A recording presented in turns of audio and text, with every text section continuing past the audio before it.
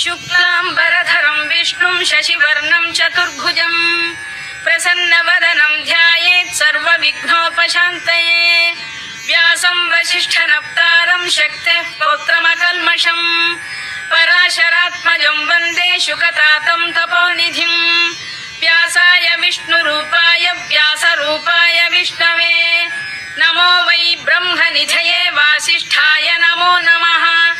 अविकाराय शुद्धाय नित्याय परमात्मने सदैकरूपरूपाय विष्णवे सर्वजिष्णवे यस्य स्मरणमात्रेण जन्म संसारबन्धनात् विमुच्यते नमस्तस्मै विष्णवे प्रभविष्णवे ॐ नमो विष्णवे प्रभविष्णवे श्रीवैशम्पायन उवाच श्रुत्वा धर्मानशेषेण पावनानि च सर्वशः युधिष्ठिरः शान्तनवं पुनरेवाभ्यभाषत युधिष्ठिर उवाच किमेकं दैवतं लोके किं वाप्येकं परायणं स्तुवन्तः कङ्कमर्चन्तः प्राप्नुयुर्मानवा शुभम् को धर्मः सर्वधर्माणां भवतः परमो मतः किं जपन्मुच्यते जन्तुर्जन्म संसारबन्धनात् श्रीभीष्म उवाच जगत्प्रभुं देवदेवमनन्तं पुरुषोत्तमम् स्तुवन्नाम सहस्रेण पुरुषः सततोत्थितः तमेव चार्चयन् नित्यं भक्त्या पुरुषमव्ययम् ध्यायन् स्तुवन् नमस्यं च यजमानस्तमेव च अनादिनिधनं विष्णुं सर्वलोकमहेश्वरम् लोकाध्यक्षं स्तुवन् नित्यं सर्वदुःखातिगो भवेत् ब्रह्मण्यं सर्वधर्मज्ञं लोकानां कीर्तिवर्धनम् लोकनाथं महद्भूतं सर्वभूतभवोद्भवम् एष मे सर्वधर्माणां धर्मोऽधिकतमो मतः यद्भक्त्या पुण्डरीकाक्षं स्तवैरच्चेन्नरः सदा परमं यो महत्तेजः परमं यो महत्तपः परमं यो महद्ब्रह्म परमं यः परायणम् पवित्राणां पवित्रं यो मङ्गलानां च मङ्गलम् दैवतं देवतानां च भूतानां यो व्ययपिता यतः सर्वाणि भूतानि भवन्त्यादियुगागमे यस्मिंश्च प्रलयन् यान्ति पुनरेव युगक्षये तस्य लोकप्रधानस्य जगन्नाथस्य भूपते विष्णोर्नाम सहस्रं मे शृणु पापभयापहम्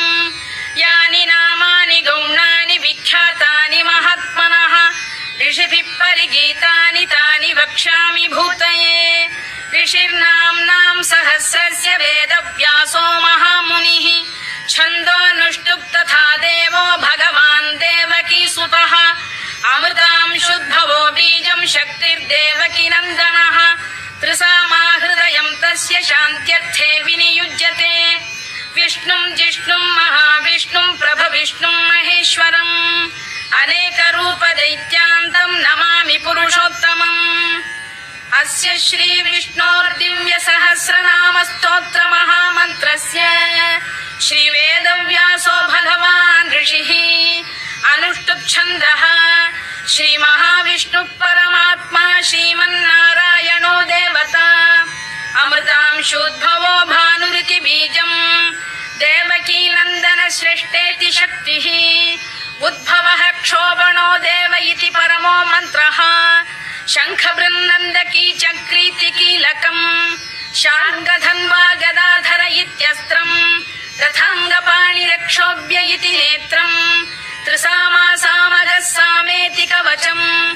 आनन्दं परब्रह्मेति योनिः ऋतुः सुदर्शनकाल इति दिग्बन्धः श्रीविश्वरूप इति ध्यानम् श्रीमहाविष्णुप्रीत्यर्थे सहस्रनाम जपे विनियोगः ध्यानम्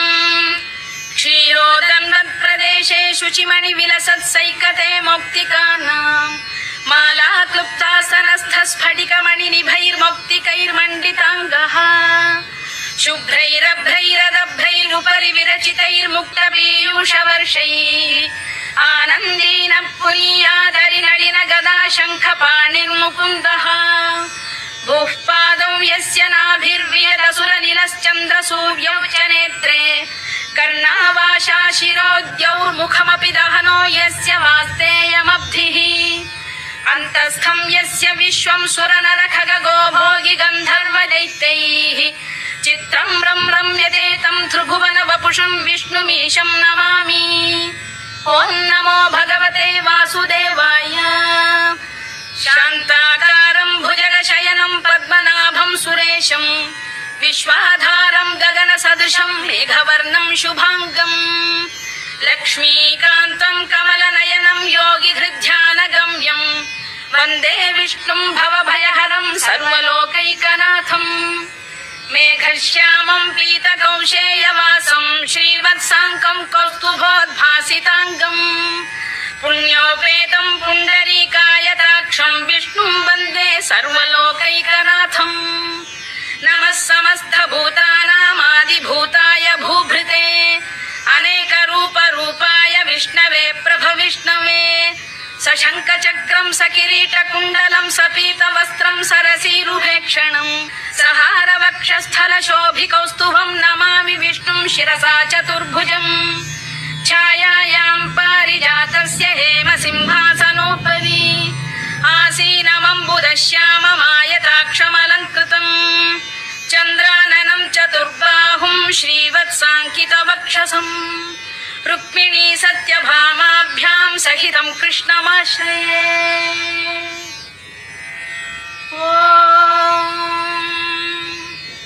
विश्वं विष्णुर्वषत्कारो भूतभव्यभवत्प्रभुः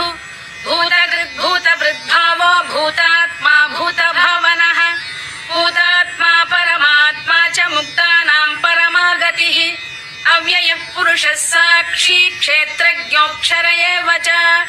योगो योगविदां नेता प्रधानपुरुषेश्वरः नारसिंहवपुः श्रीमान् केशवः पुरुषोत्तमः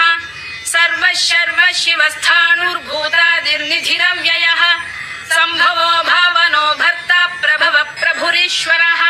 स्वयंभूः शम्भुरादित्यः पुष्कराक्षो महास्वनः अनादिनिधनो धाता विधाता धातुरुत्तमः अप्रमेयो ऋषिकेश पद्मनाभोऽमरप्रभुः विश्वकर्मा मनुस्त्वष्टा स्थविष्ठस्थविरो ध्रुवः अग्राह्यः शाश्वतकृष्णो लोहिताक्षप्रदर्दनः प्रभूतस्त्रिककुब्धाम पवित्रं मङ्गलं परम् ईशानप्राणदप्राणो ज्येष्ठः श्रेष्ठः प्रजापतिः हिरण्यगर्भो भूगर्भो माधवो मधुसूदनः ईश्वरो विक्रमी धन्वी मेधावी विक्रमक्रमः अनुत्तमो दुराधर्ष्य कृतज्ञकृतिरात्मवान् सुरेशः शरणं शर्म विश्वरेता प्रजाभवः अघः संवत्सरो व्यालप्रत्ययः सर्वदर्शनः अजः सर्वेश्वरः सिद्धः सिद्धिः सर्वादिरच्युतः वृषाकपिरमेयात्मा सर्वयोगविनिसृतः वसुर्वसुमनः सत्यः समात्मा संमितः समः अमोघः पुण्डरीकाक्षो वृषकर्मा वृषाकृतिः रुद्रो बहुशिरा बभ्रुर्विश्वयोनिःशुचिश्रवाः अमृतः शाश्वतस्थाणुर्वरारोहो महातपाः सर्वगः सर्वविद्भानुर्विश्वक्सेनो जनार्दनः वेदो वेदविदव्यङ्गो वेदाङ्गो वेदवित्कविः लोकाध्यक्षः सुराध्यक्षो धर्माध्यक्षकृताकृतः चतुरात्मा चतुर्व्यूहश्चतुर्दंष्टश्चतुर्भुजः भ्राजिष्णुर्भोजनं भोक्ता सहिष्णुर्जगदादिजः अनघो विजयो जेता विश्वयोनिः पुनर्वसुः उपेन्द्रो वामनः प्रांशुरमोघः शुचिरूर्जितः अतीन्द्रः सङ्ग्रहः सर्गो धृतात्मा नियमो यमः वेद्यो वैद्यः सदा योगी वीरः माधवो मधुः अतीन्द्रियो महामायो महोत्साहो महाबलः महाबुद्धिर्महावीर्यो महाशक्तिर्महाद्युतिः अनिर्देश्य वपुः श्रीमान् अमेयात्मा महाधृधृत् महेश्वासो महीभर्ता श्रीनिवासः सताङ्गतिः अनिरुद्धः सुरानन्दो गोविन्दो गोविदाम्पतिः मरीचिर्दमनो हंसः सुपर्णो भुजगोत्तमः हिरण्यनाभः सुतपाः पद्मनाभः प्रजापतिः अमृत्युः सर्वदृक्सिंहः सन्धाता सन्धिमान् स्थिरः अजो दुर्मर्षण शास्ता विश्रुतात्मा सुरारिः गुरुर्गुरुतमो धाम सत्यः सत्यपराक्रमः निमिषो निमिषस्रग्वी वाचस्पतिरुदारधीः अग्रणीर्ग्रामणी श्रीमान् न्यायो नेता समीरणः सहस्रमूर्धा विश्वात्मा सहस्राक्षः सहस्रपात् आवर्तनो निवृत्तात्मा संवृतः सम्प्रमर्दनः अधः संवर्तको वह्निरनिलो धरणीधरः सुप्रसाद प्रसन्नात्मा विश्वधृक् विश्वभुक् विभुः सत्कर्ता सत्कृतः साधुर्जह्नुर्नारायणो नरः असंख्येयो प्रमेयात्मा विशिष्टः शिष्टकृच्छुचिः सिद्धार्थ सिद्ध संकल्पः सिद्धिदः सिद्धिसाधनः वृषाही वृषभो विष्णुर्वृषपर्वा वृषोदरः वर्धनो वर्धमानश्च विविक्तः श्रुतिसागरः सुभुजो दुर्धरो वाग्मी महेन्द्रो वसुदो वसुः नैकरूपो बृहद्रूपः शिपिविष्टप्रकाशनः ओजस्तेजोऽब्जुदिधर प्रकाशात्मा प्रतापनः वृद्धस्पष्टाक्षरो मन्त्रश्चन्द्रांशुर्भास्करद्युतिः अमृतांशुद्भवो भानुः शशबिन्दुः सुरेश्वरः औषधम् जगतः सेतुः सत्यधर्मपराक्रमः भूतभव्यभवन्नाथ पवनः पावनो नलः कामः कामकृत्कान्तः कामः कामप्रदप्रभुः युगादिकृद्युगावर्तो नैकमायो महाशनः अदृश्यो व्यक्तरूपश्च सहस्रजिदनन्तजित् इष्टो विशिष्टः शिष्टेष्टः शिखण्डी नघुषो वृषः क्रोधः क्रोधकृत्कर्ता विश्वबाहुर्महीधरः अच्युत प्रथित प्राण प्राणदो वासवानुजः अपां निधिरधिष्ठानमप्रमत्त प्रतिष्ठितः स्कन्द स्कन्दधरो धुर्यो वरदो वायुवाहनः वासुदेवो बृहद्भानुरादिदेवः पुरन्दरः अशोकस्तारणस्तारः शूरः शौरिर्जनेश्वरः अनुकूलः शतावर्तः पद्मी पद्मनिभेक्षणः पद्मनाभोरविन्दाक्षः पद्मगर्भः शरीरभृत् महर्धिर्वृद्धो वृद्धात्मा महाक्षो गरुडध्वजः अतुलः शरभो भीमः समयज्ञो हविर्हरिः सर्वलक्षणलक्षण्यो लक्ष्मीवान् समितिञ्जयः विक्षरो रोहितो मार्गो हेतुर्दामोदरः सः महीधरो महाभागो वेगवानमिताशनः उद्भवः क्षोभणो देवः श्रीगर्भः परमेश्वरः करणं कारणं कर्ता विकर्ता गहनो गुहः व्यवसायो व्यवस्थानः संस्थानस्थानदो ध्रुवः परधिः परमस्पष्टस्तुष्टः पुष्टः शुभेक्षणः रामो विरामो विरतो मार्गो नेयोनयोनयः वीरः शक्तिमतां श्रेष्ठो धर्मो धर्मविदुत्तमः वैकुण्ठः पुरुषः प्राण प्राणद प्रणवपृतुः हिरण्यगर्भः शत्रुघ्नो व्याप्तो वायुरधोक्षजः ऋतुः सुदर्शनकालः परमेष्ठी परिग्रहः उग्रः संवत्सरो दक्षो विश्रामो विश्वदक्षिणः निस्तारस्थावरस्थाणुः प्रमाणम् बीजमव्ययम् अर्थोऽनर्थो महाकोशो महाभोगो महाधनः अनिर्विण्णस्थविष्ठो भूर्धर्मयूपो महामखः नक्षत्रनेमिर्नक्षत्री क्षमः क्षामः समीहनः यज्ञयुज्यो महेद्यश्च क्रतुः सत्रम् सताङ्गतिः सर्वदर्शी विमुक्तात्मा सर्वज्ञो ज्ञानमुत्तमम् सुव्रतः सुमुखः सूक्ष्मः सुघोषः सुखदः सुहृद्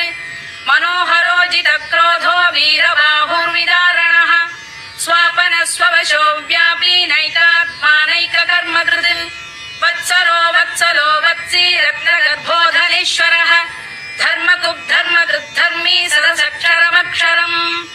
अविज्ञाता सहस्रांशुर्विधाता कृतलक्षणः दभस्तिरेमिः सत्तस्तः सिंहो भूतमहेश्वरः आदिदेवो महादेवो देवेशो देवभृद्गुरुः उत्तरो गोपतिर्गोप्ता ज्ञानगम्यः पुरातनः शरीरभूतभृद्भोक्ता कपीन्द्रो भूरि दक्षिणः सोमपो मृतपः सोमः पुरुजित् पुरुषत्तमः विनयो जयः सत्यसन्धो दाशार्हः सात्वतां पतिः जीवो विनयिता साक्षी मुकुन्दो मितविक्रमः अम्भ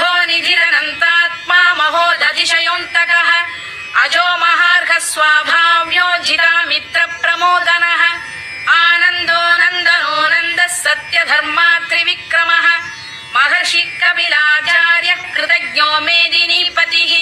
त्रिपदस्त्रिदशाध्यक्षो महाशृङ्गकृतान्तकृत् महावराहो गोविन्दः सुषेणः कनकाङ्गदी गुह्यो गभीरो गहनो गुप्तश्चक्रगदाधरः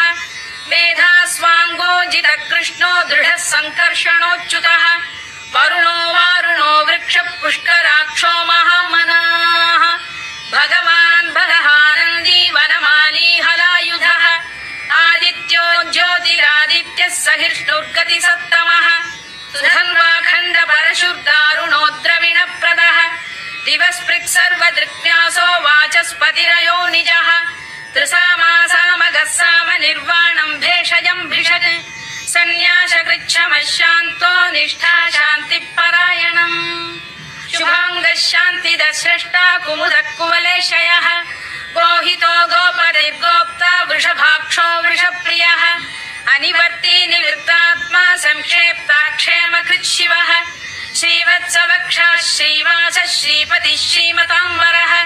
श्रीरः श्रीशः श्रीनिवासः श्रीनिधिः श्रीविभावनः श्रीधर श्रीकर श्रेयः श्रीमान् लोकत्रयाश्रयः स्वक्षः स्वङ्गः शतानन्दो नन्दिर्ज्योतिर्गणेश्वरः विजितात्मा विधेयात्मा सत्कीर्तिश्छिन्न संशयः उदीर्णः सर्वतश्चक्षुरनीशः शाश्वतस्थिरः भूषयो भूषणो भूतिर्विशोकः शोकनाशनः अर्चिष्मानर्चितः कुम्भो विशुद्धात्मा विशोधनः अनिरुद्धो प्रतिरथ प्रद्युम्नो मितविक्रमः कालनेमिः वीरः शौरिः शूरजनेश्वरः त्रिलोकात्मा त्रिलोकेशः केशवः केशिहा हरिः कामदेवः कामपालः कामी कान्तकृतागमः अनिर्देश्य वपुर्विष्णुर्वीरोऽनन्तो धनञ्जयः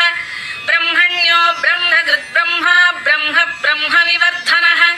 ब्रह्मविब्राह्मणो ब्रह्मी ब्रह्मज्ञो ब्राह्मणप्रियः महाक्रमो महाकर्मा महातेजा महोरगः महाक्रतुर्महायज्वा महायज्ञो महाहविः स्तव्यस्तव प्रियस्तोत्रम् स्तुतिस्तोतारणप्रियः पूर्णः पूरयिता पुण्यः पुण्यकीर्तिरनामयः मनोजवस्तीर्थकरो वसुरेता वसुप्रदः वसुप्रदो वासुदेवो वसुर्वसुमनाहविः सद्गतिः सत्कृतिः सत्ता सद्भूतिः सत्परायणः शूरसेनो यदुश्रेष्ठः सन्निवासः सुयामुनः भूतावासो वासुदेवः सर्वासु निलयो नलः दर्पः दर्पदो दृप्तो दुर्धरोऽथापराजितः विश्वमूर्तिर्महामूर्तिर्दीप्तमूर्तिरमूर्तिमान् अनेकमूर्तिरव्यक्तः शतमूर्तिः शताननः एकोनैकः सवक्र किं यत्तत्पदमनुत्तमम् लोकबन्धुर्लोकनाथो माधवो भक्तवत्सलः सुवर्णवर्णो हेमाङ्गो वराङ्गश्चन्दनाङ्गदी वीरः विषमः शून्यो घृता क्षीरचरश्चलः अमानी मानदो मान्यो लोकस्वामी त्रिलोकधृत् सुमेधा मेधजो धन्यः सत्यमेधाधराधरः तेजो वृषोद्युतिधरः सर्वशस्त्रभृताम्बरः प्रग्रहो निग्रहो व्यग्रो नैकशृङ्गो गदाग्रजः चतुर्मूर्तिश्चतुर्बाहुश्चतुर्व्यूहश्चतुर्गतिः चतुरात्मा चतुर्भावश्चतुर्वेदविदेकपात् समावर्तो निवृत्तात्मा दुर्जयो दुरधिक्रमः दुर्लभो दुर्गमो दुर्गो दुरावासो दुरारिः शुभाङ्गो लोकसारङ्गः सुतन्तुस्तन्तुवर्धनः इन्द्रकर्मा महाकर्मा कृतकर्मा कृतागमः उद्भवः सुन्दरः सुन्दो रत्ननाभः सुलोचनः अर्को वाजसनः शृङ्गी जयन्तः सर्वविजयी सुवर्णबिन्दुरक्षोभ्यः सर्ववागीश्वरेश्वरः महाह्रदो महागर्तो महाभूतो महानिधिः कुमुदकुन्दरकुन्दः पर्जन्यः पावनो निलः अमृताशोऽमृतवपुः सर्वज्ञः सर्वतोमुखः सहस्रार्चिः सप्तजिह्वः सप्तैधा सप्तवाहनः अमूर्तिरनघोचिन्त्यो भयकृद्भयनाशनः अणुबृहत्कृशस्थूलो गुणभिर्निर्गुणो महान् अधृतस्वधृतस्वास्य प्राग्वंशो वंशवर्धनः भारभृत्क कथितो योगी योगीशः सर्वकामदः आश्रमश्रमणः क्षामः सुपर्णो वायुवाहनः धनुर्धरो धनुर्वेदो दण्डो दमयिता दमः अपराजितः सर्वसहो नियन्ता नियमो यमः सत्त्ववान् सात्विकः सत्यः सत्यधर्मपरायणः अभिप्राय प्रियार्होर प्रियकृत्प्रीतिवर्धनः विहाय सगतिर्ज्योतिः सुरुचित्पुतभुक् विभुः रविर्विरोचनः सूर्यः सवितारविलोचनः अनन्तो हुतभुग्भोक्ता सुखदो नैकजोऽग्रजः अनिर्विण्णः सदामर्षी लोकाधिष्ठानमद्भुतः सनातनतमः कपिलः कपिरव्ययः स्वस्तिदः स्वस्तिकृत् स्वस्ति स्वस्ति भुक् स्वस्ति दक्षिणः आरौद्रः कुण्डली चक्री विक्रम्यूर्जितशासनः शब्दातिकः शब्दसः शिशिरः शर्वरीकरः अक्रूरपेशलो दक्षो दक्षिणः क्षमिणाम्बरः विद्वत्तमो वीतभयः पुण्यश्रवणकीर्तनः उत्तारणो दुष्कृतिः पुण्यो दुःस्वप्ननाशनः वीरः रक्षणः सन्तो जीवनः पर्यवस्थितः अनन्तरूपोऽनन्तः श्रीर्जितमन्युर्भयापहः चतुरश्रो गभीरात्मा विदिशो व्यादिशो दिशः अनादिर्भूर्भुवो लक्ष्मी सुवीरो रुचिराङ्गदः जननो जनजन्मादिर्भीमो भीमपराक्रमः आधारनिलयो धाता पुष्पहास प्रजागरः ऊर्ध्वगः सत्पथाचार प्राणद प्रणवप्पणः प्रमाणम् प्राणनिलय प्राणभृत्प्राणजीवनः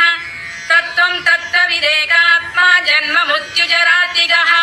भूर्भुवः स्वस्तरुस्तारः सविता प्रपितामहः यज्ञो यज्ञपतिर्यज्वा यज्ञाङ्गो यज्ञवाहनः यज्ञभृद्यज्ञकृत्यज्ञी यज्ञभुक्यज्ञसाधनः यज्ञान्तकृत्यज्ञगुह्यमन्नमन्नादयेव च आत्मयोनिः स्वयं जातो वैखानः सामगायनः देवकीनन्दनः स्रष्टा क्षितीशः पापनाशनः शङ्खबृन्नन्दकी चक्री शार्ङ्गधन्वा गदाधरः रथाङ्गपाणिरक्षोभ्यः सर्वप्रहरणायुधः सर्वप्रहरणायुधवो नमयति परमाली गरीशाङ्गी शङ्खी चक्री च नन्दकी श्रीमान्नारायणो विष्णुर्वासुदेवोऽभिरक्षतु वनमाली गरीशाङ्गी शङ्खी चक्री च नन्दकी श्रीमान्नारायणो विष्णुर्वासुदेवोऽभिरक्षतु इतीदं कीर्तनीयस्य केशवस्य महात्मनः नाम्नां सहस्रं दिव्यानामशेषेण प्रकीर्तितम् शुभाङ्गो लोकसारङ्गः सुतन्तुस्तन्तु वर्धनः इन्द्रकर्मा महाकर्मा कृतकर्मा कृतागमः उद्भवः सुन्दरः सुन्दो रत्ननाभः सुलोचनः अर्को वाजसनः शृङ्गी जयन्तः सर्वविजयी सुवर्णबिन्दुरक्षोभ्यः सर्ववागीश्वरेश्वरः महाह्रदो महागर्तो महाभूतो महानिधिः कुमुदकुन्दरकुन्दः पर्जन्यः पावनो निलः अमृताशोऽमृतवपुः सर्वज्ञः सर्वतोमुखः सुलभः सुव्रतः सिद्धः शत्रुजिच्छत्रुतापनः न्यग्रोधोदुम्बरोश्वत्थश्चाणूरान्ध्रैषूदनः सहस्रार्चिः सप्तजिह्वः सप्तैधा सप्तवाहनः अमूर्तिरनघोचिन्त्यो भयगृद्भयनाशनः अणुबृहत्कृशस्थूलो गुणभिर्निर्गुणो महान् अधृतस्वधृतस्वास्य प्राग्वंशो वंशवर्धनः धारभृत्कथितो योगी योगीशः सर्वकामदः आश्रमश्रमणः क्षामः सुपर्णो वायुवाहनः धनुर्धरो धनुर्वेदो दण्डो दमयिता दमः अपराजितः सर्वसहो नियन्ता नियमो यमः सत्त्ववान् सात्विकः सत्यः सत्यधर्मपरायणः अभिप्राय प्रियार्होर प्रियकृत्प्रीतिवर्धनः विहाय सगतिर्ज्योतिः सुरुचित्पुतभुक् विभुः रविर्विरोचनः सूर्यः सवितारविलोचनः अनन्तो हुतभुग्भोक्ता सुखदो नैकजोऽग्रजः अनिर्विण्णः सदामर्षी लोकाधिष्ठानमद्भुतः सनातनतमः कपिलः कपिरव्ययः स्वस्तिदः स्वस्तिकृत् स्वस्ति स्वस्ति भुक् स्वस्ति दक्षिणः आरौद्रः कुण्डली चक्री विक्रम्यूर्जितशासनः शब्दातिकः शब्द शिशिरः शर्वरीकरः अक्रूरपेशलो दक्षो दक्षिणः क्षमिणाम्बरः विद्वत्तमो वीतभयः पुण्यश्रवणकीर्तनः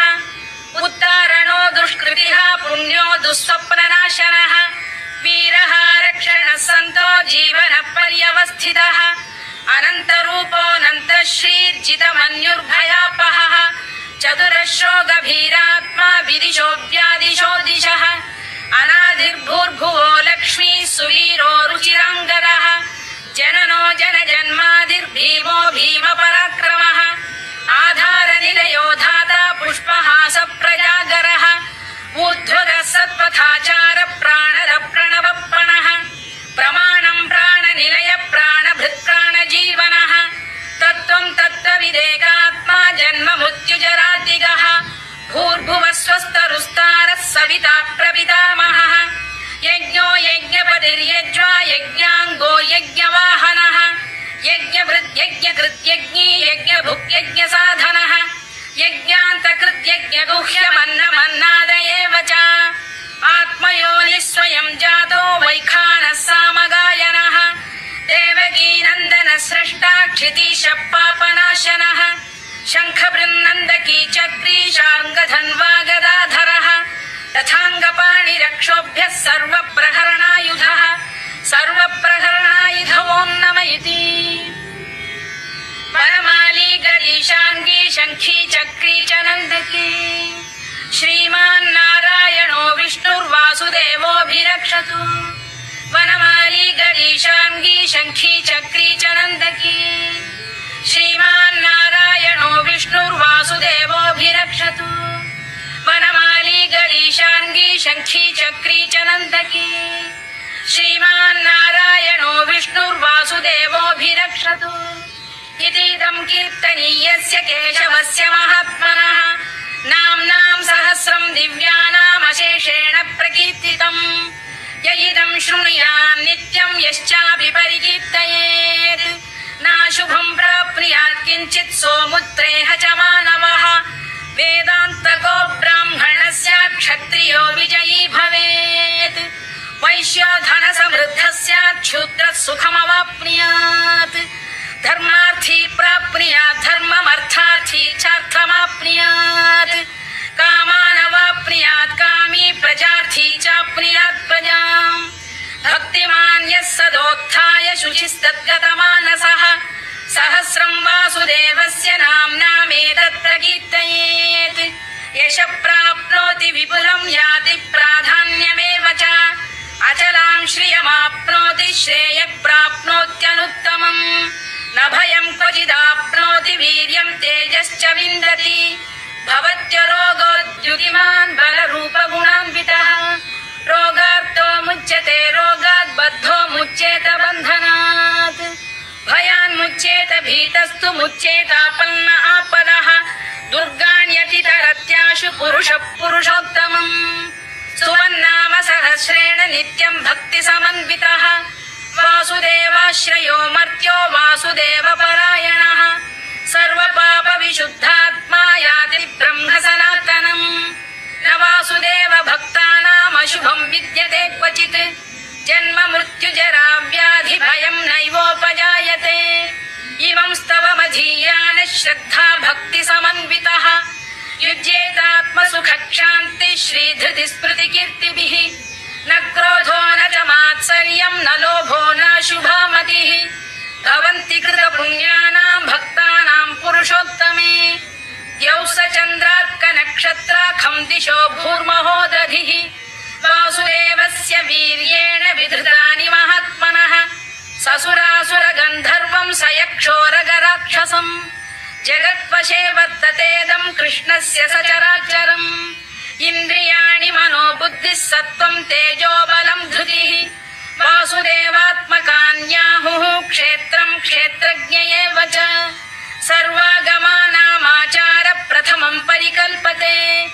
आचार प्रभवो धर्मो धर्मस्य प्रभुरच्युतः ऋषयः पितरो देवा महाभूतानि धातवः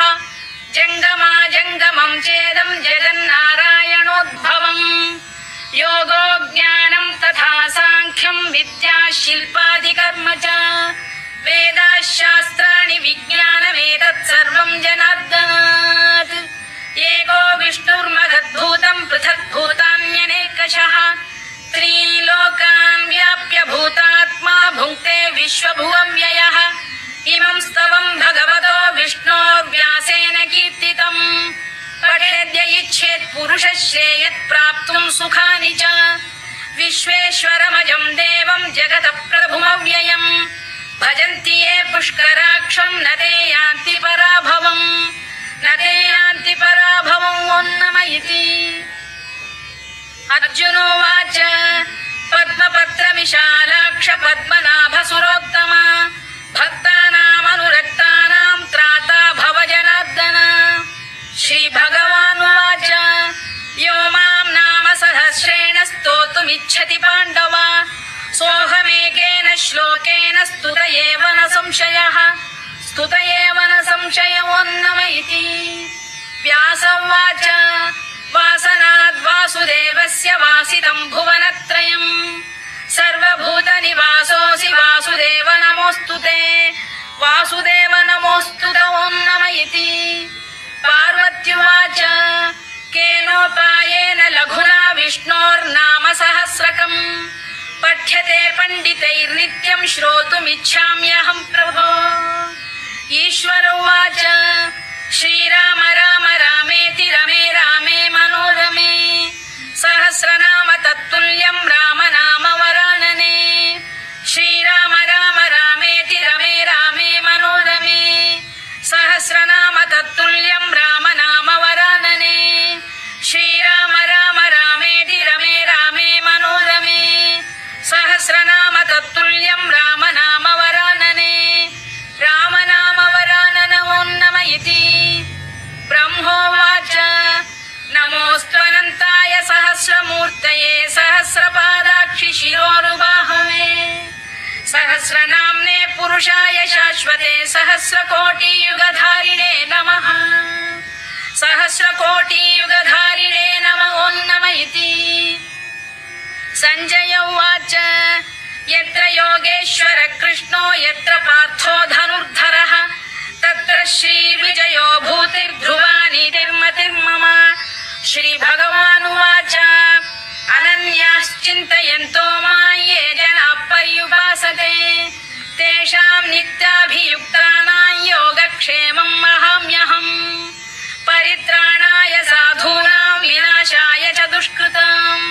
धर्म संस्थापनार्थाय संभवामि युगे युगे आर्ता विषण्णा शिथिलाश्च भीता घोरेषु च व्याधिषु वर्तमानाः संकीर्त्य नारायण शब्दमात्रं विमुक्तदुःखाः सुखिनो भवन्तु कायेन वाचा मनसेन्द्रियैर्वा